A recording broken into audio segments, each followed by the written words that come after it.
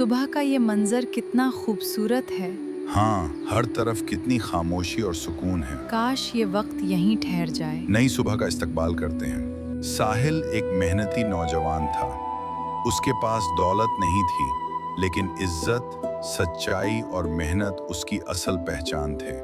کئی سال شہر میں تعلیم حاصل کرنے کے بعد چاندنی اپنے گاؤں واپس آ گئی۔ اس کی آمد نے خوشی کی لہر دوڑا دی۔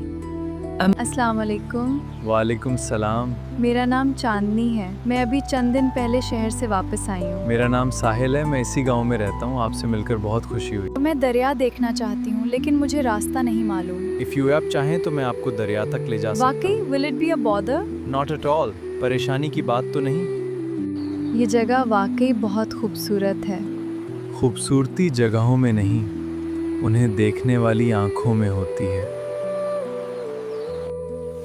وقت گزرتا گیا اور ہر ملاقات ان کے دلوں کو ایک دوسرے کے قریب لاتی گئی۔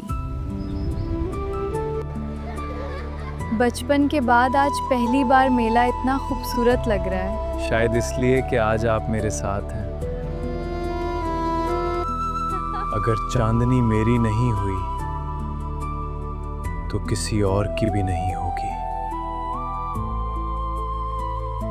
حاجی صاحب، آج شام میں نے چاندنی بی بی کو دریا کے کنارے دیکھا، ہانس ہانس کر باتیں کر رہے تھے۔ کیا کہہ رہے ہو تم زریاب؟ آج کے بعد تم اس لڑکے سے کبھی نہیں ملو گی۔ ابا جان، وہ برا انسان نہیں ہے۔ چاہے کتنا ہی وقت کیوں نہ گزر جائے، میں تمہارا انتظار کروں گا۔ اور میں دعا کروں گی کہ قسمت ہمیں دوبارہ ملا دے۔